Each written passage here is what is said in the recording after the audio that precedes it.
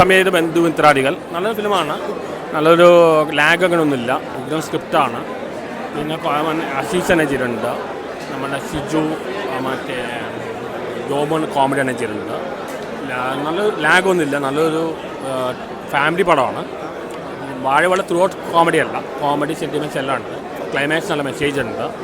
മല്ലികയാണെങ്കിലും മറ്റേ മല്ലിക സുമാരാണെങ്കിലും പിന്നെ മറ്റേ എല്ലാവരും തന്നെ ചെയ്തിട്ടുണ്ട്, ബൈജു എല്ലാം തന്നെ ചെയ്തിട്ടുണ്ട്. എല്ലാവരും തിയേറ്ററിൽ പോയി കാണാത്ത നല്ല പടം.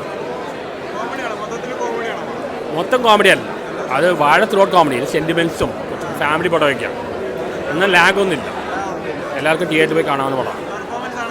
എല്ലാവരും അസീസ് നന്നായി പെർഫോം ചെയ്തിട്ടുണ്ട്, നോബി പിന്നെ മറ്റേ ആ പിള്ളേരെല്ലാം ചെയ്തിട്ടുണ്ട്. പിന്നെ മല്ലിക സുകുമാരൻ, അനശ്വരാണ് ചെയ്തിട്ടുണ്ട്. അനശ്വരാണ് അടുത്ത് റിസീവാണെന്ന് പറയാം. എല്ലാം കൊണ്ട് നല്ല മൂവിയാണ്. വാഴ പോലെ പ്രതീക്ഷിച്ചു പോയിട്ട് വാഴ ത്രൂ ഔട്ട് കോമഡിയാണ്. ഇത് നല്ല മൂവിയാണ്, ത്രൂ ഔട്ട് ഫാമിലി പടമാണ്.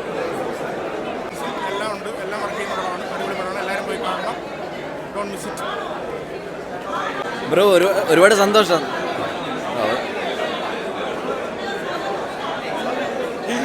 ഒരുപാട് സന്തോഷം. കുറേ നാളേക്ക് ശേഷം നല്ലൊരു അവസരം കിട്ടി.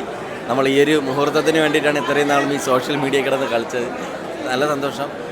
ഈ പടം കുടുംബ പ്രേക്ഷകർ ഏറ്റെടുക്കുമെന്നാണ് വിശ്വാസം. കാരണം പടം കണ്ടപ്പോൾ എല്ലാവരും എൻജോയ് ചെയ്തിരുന്ന് കാണുന്നതായിട്ട് കണ്ടു.